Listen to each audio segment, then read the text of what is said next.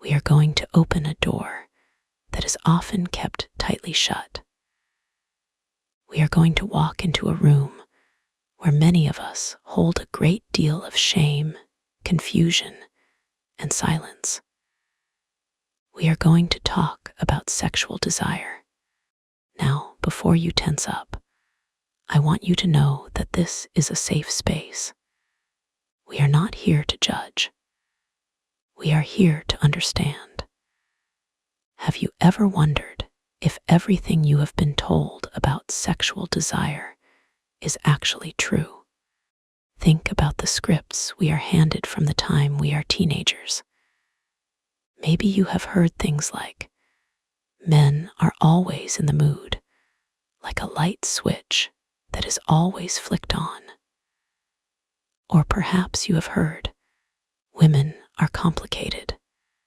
They need emotional connection before anything physical can happen. Or maybe you have internalized the fear that once you get older, desire just disappears into thin air. These stories are everywhere. They are in movies, in books, and in the jokes we tell at dinner parties.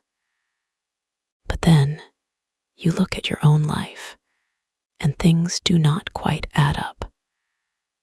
Maybe you have loved someone deeply with your whole heart, but felt absolutely no spark in the bedroom. Or maybe your desire comes and goes in waves for reasons you simply cannot explain. Even when everything seems fine on paper, the job is good, the house is clean, the relationship is stable, you start to wonder. You look in the mirror and ask, is this stress? Is it me? Is my body broken? Or did something just change that I cannot put into words? That confusion is valid. It is valid because desire is not as simple as we have been led to believe. It does not follow gender, age, or stereotype. It is not a machine that works the same way for everyone. It is not just about hormones or physical attraction. It is about a complex, beautiful conversation between your mind, your body, and your emotions. In this session, we are going to gently dismantle the myths that hold us back. We will reveal the truth about sexual desire, what really drives it, why it changes like the seasons, and how understanding it can help you build a deeper connection, not just with a partner, but with yourself. Before we dive into sexual desire specifically, it helps to understand desire itself. What is it? At its core, desire is the spark that makes us want. It is the energy that makes us seek. It is the heartbeat of motivation. It is that quiet, persistent voice inside that says, I want, moving us toward pleasure, toward curiosity, or toward closeness. Sexual desire is just one branch of that same tree. It is desire expressed through intimacy and physical connection, where the body and emotions meet. But at its root, it is still about the same thing, the profound human need to feel alive, connected, and seen. So whether that desire shows up as a craving for touch, a burst of laughter, a need for creativity, or a longing for closeness, it is all the same language.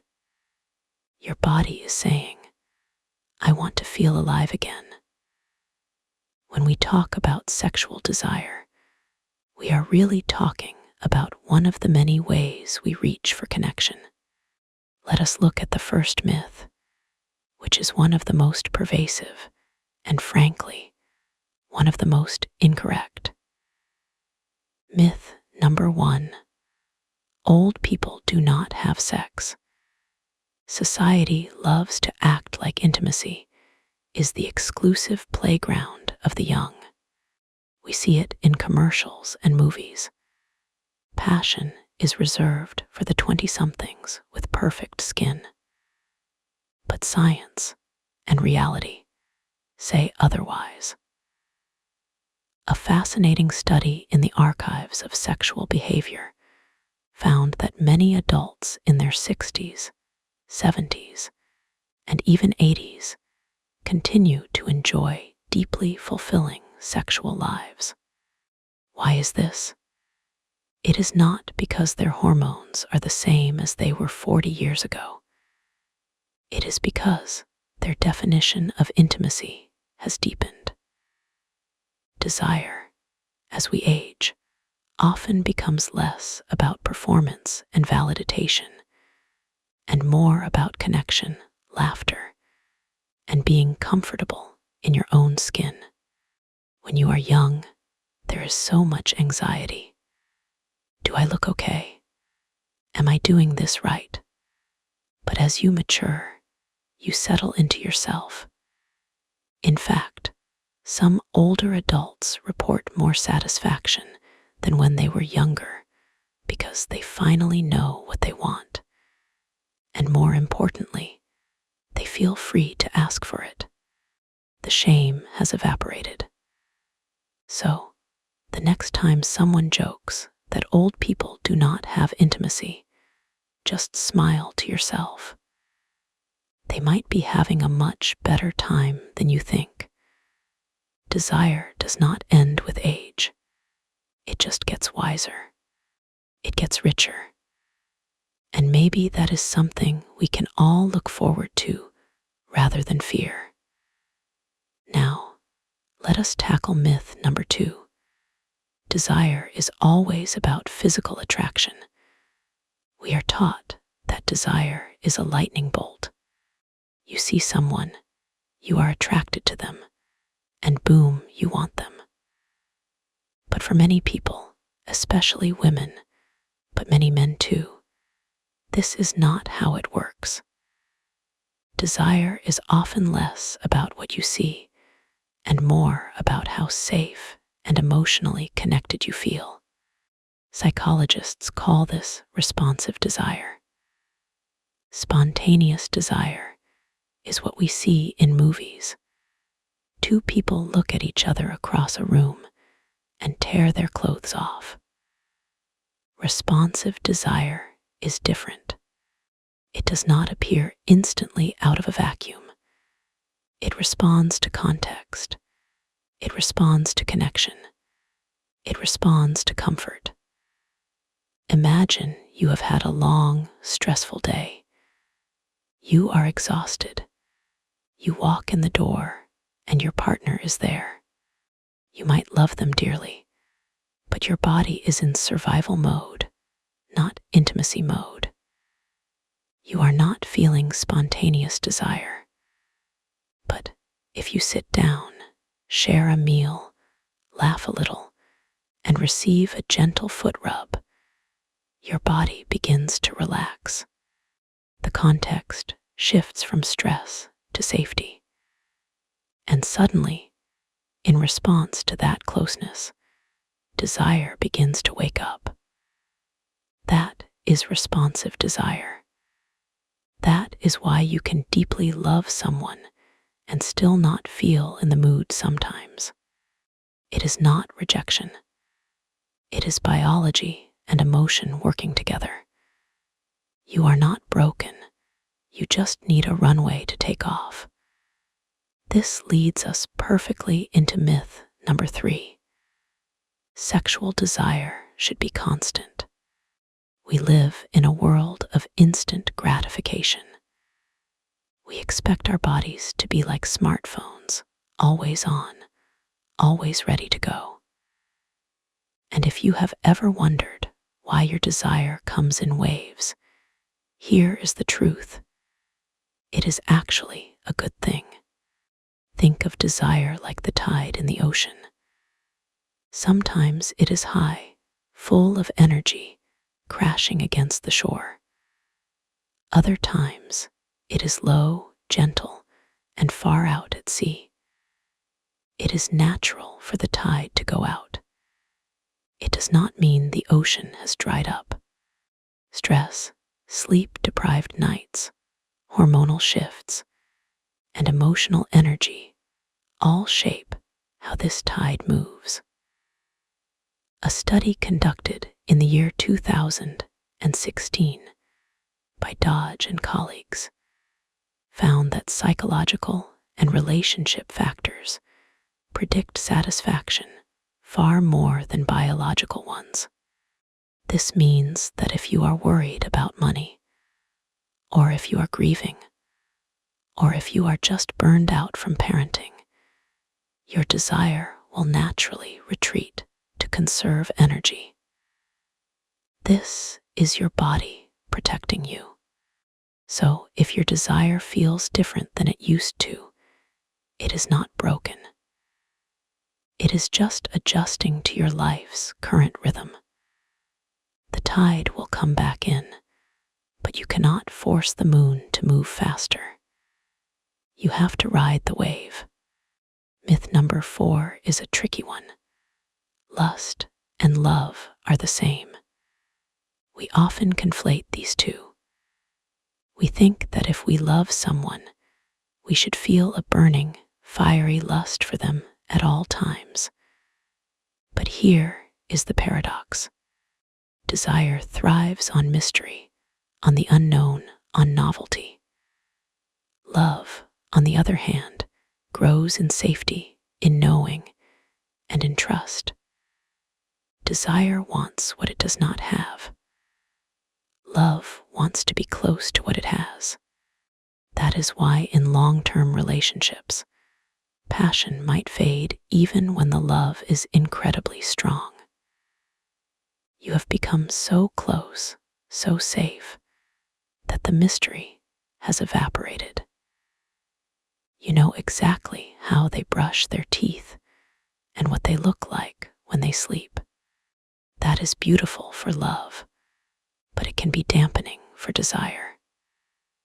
To keep desire alive, you do not need to constantly find a new partner. You do not need constant newness in the form of wild adventures, though those can help. What you need is curiosity. You need to look at your partner and realize there are parts of them you still do not know. Tiny moments of play, of creating a little healthy distance so you can miss them, or simply appreciating them as a separate individual, can reignite the spark.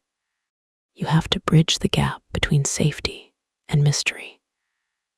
Now, let us look at myth number 5. Desire is purely biological. It is fascinating to think about this. We often think desire is just a chemical equation.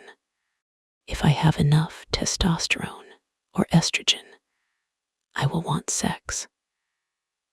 And while our chemistry might spark desire, our emotions decide whether that spark becomes a warm fire or burns out completely. Hormones like testosterone, estrogen, and dopamine matter, of course they do. They are the hardware. But your emotions, your beliefs, and your past experiences are the software. And you cannot run a high-tech program on a computer that has a virus. Your emotions shape how those chemicals play out. When you feel anxious, or ashamed, or resentful, your brain activates the inhibition system. It signals, not safe right now. Do not reproduce. Do not connect. It hits the brakes. When you feel valued, relaxed, and emotionally seen, that same system lifts the brakes and says it is okay to open up. The context is the key that turns the engine on. You can have all the hormones in the world, But if your heart is closed, your body will likely follow suit. Finally, we come to myth number 6, which carries the most weight for so many of us. If desire fades, something is wrong with you. How many times have you thought this? I used to be so passionate. What happened to me? Is my relationship doomed? Here is the gentle truth. Our bodies, our minds, and our needs evolve. You are not the same person you were at 20. Why should your desire be the same? In your 20s, desire might have been about discovery, about proving yourself, or about excitement. Later in life, it might become about deep connection, about peace, or about pure presence. Instead of asking, "What is wrong with me?" try asking a kinder question. Ask yourself, "What does my desire need right now?" Maybe it needs rest. Maybe it needs conversation. Maybe it needs to feel beautiful again. Because often, desire is not gone. It is just speaking a different language. It is waiting for you to learn the new vocabulary of your own body. Desire is not a spark that burns out and leaves you in the dark. It is a flame that changes color as you grow. It might turn from a bright, erratic yellow to a deep, steady blue. Both are fire. Both provide heat, but they burn differently. If your desire feels different lately, that does not mean you have lost it. It probably means you are evolving. You are learning a new language of connection. So, where does this leave us? It leaves us with a new map. A map that is kinder, more nuanced, and far more honest.